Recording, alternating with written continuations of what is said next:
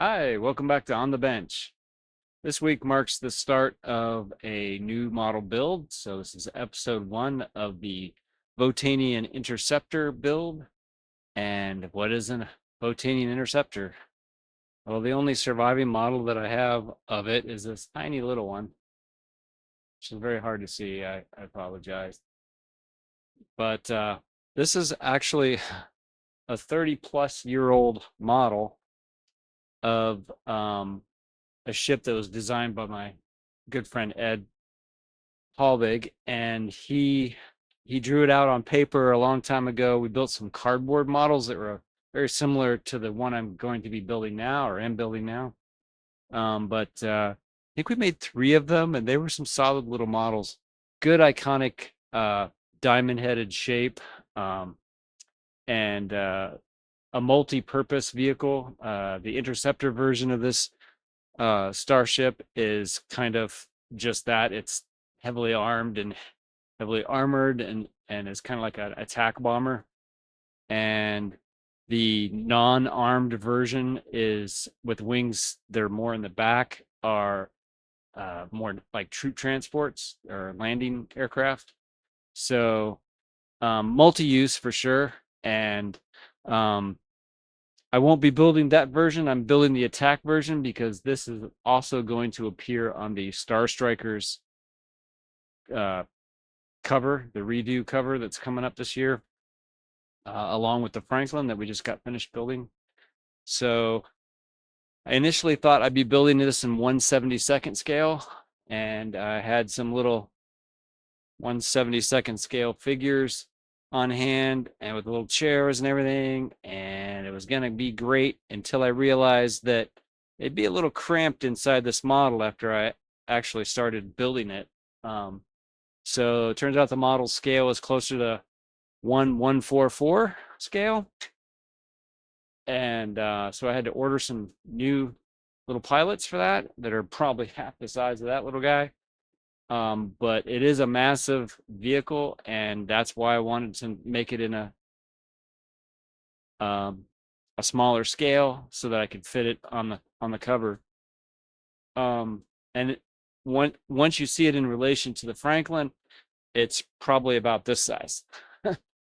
So it's going to be tiny on the screen, so I don't need to go into incredible amounts of detail. In fact, buying pilots for it is kind of it's just more for me, not you're not going to see them. You're going to be too small.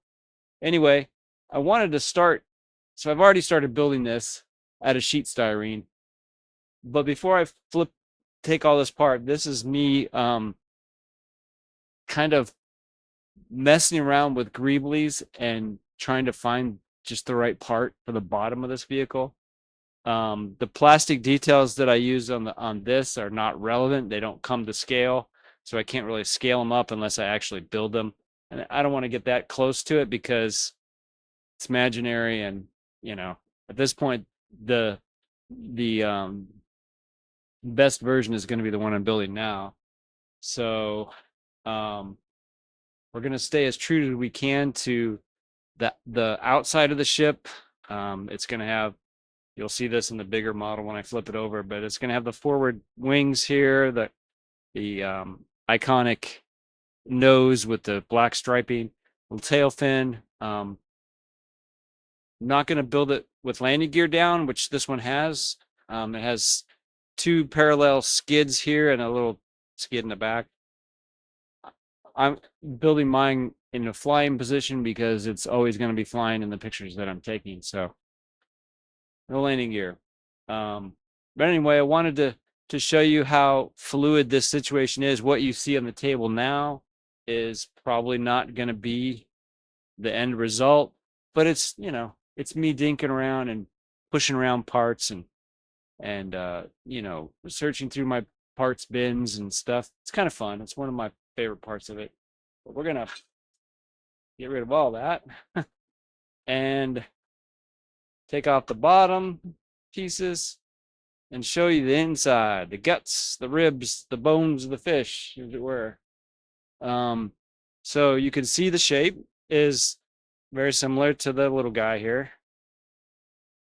got that going on. It is built in 0.20 0/20th of an inch styrene, sheet styrene, which I got at the local hobby store. Please support your local hobby stores out there if you can. I was fortunate to find that there. Usually you have to order it online, but they're a good shop and they got a lot of cool stuff. So I have constructed some ribs, and you'll see that there's a hole through these ribs, and there's a pink block here. The pink block is my mounting system.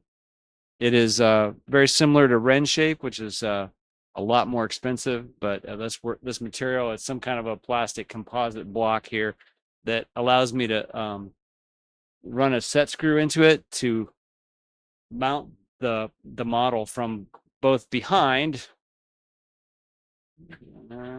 Don't know what I did with my block. Here we go. Here's my mounting tube. Goes right through the back like that. And then I can set that screw down and it'll be nice and tight. And that's how I will model it, or that's how I'll hold the model when I photograph it. So this end will go into the C-stand and I can move it around how I need this way, which is exactly what I need to be able to do for this particular photo shoot. It's not, I didn't really design it to be photographed from any other direction. So I didn't need any trap doors, and I didn't need to drill this in multiple ways. The only other one is the bottom. But when I'm building it and displaying it, I can sit on like that. So that's the main body. I also have the head that I've started to work on, and its little window for the pilots. This is just the top section, and it'll go on. It'll look like that. Kind of cool. The bottom is also diamond shaped, so I've yet to make that, but it'll be a couple more pieces of plastic that'll come together there. For the model curious out there, this is, like I said, 0.020 styrene, which is pretty thin. It's not super thick, so there's some wobble to it, but it is easier to work with in the scale. I don't even have a lot of bracing on the inside of this. I'm gonna put the little pilots in there, so there'll be some form of a cockpit. Still trying to decide what to do with the window. Normally you don't build windows, so I probably won't build a window. So it'll be open like a shooting model for like ILM. They don't do glass. It causes reflections and stuff, so they don't do it. But anyway, that's that. There's not going to be any lights in this model, even though the end result will probably wind up being on somebody's desk. Lighting is not what I'm here to do. So we're just making scale representations of the models so that they can be photographed and put on covers. And after that, they go on the shelf of shame in my garage, and they sit there and collect dust until I decide what to do with them. Sometimes I bring them in the house and put them in my kids' room. They enjoy looking at them, but that's about as far as they get. Sometime before I retire, I'm probably going to have a yard sale and get rid of all of them, but I don't know how to do that. I don't know how to pack these intricate models and ship them, and maybe only people in Boise, Idaho get to buy them. I don't know, but it's not a concern right now. But this is the first. This is the first steps in doing this sort of model, is to come up with your mounting system. And this block was drilled on a drill press that I have right over here, so it's nice and straight. And it was tapped with the proper set screw. This material is very easy. And it's also easy to break. This is the second attempt at making that. My first attempt was this, and it's split in two. When I was yanking on it to try to fit this into it, was not quite there yet, and I wound up breaking it. So I'll probably use this one in another model because I was able to glue it back together, because it's mostly a composite plastic. So who knows? Maybe it'll be on another smaller model. But that's a pretty key ingredient. for these models is the set screw and the holes for the mounting tubes. I guess that's about all I want to say at this point. It's gonna kind of appear to be at this stage for a while. I'm pretty close to putting these bottom panels on, and once I do that, there won't be no going back. There, no reason to go inside the model after that. So they'll get glued up, and after I do that, I can actually start gluing the bottom greeblies in place because they'll be secured.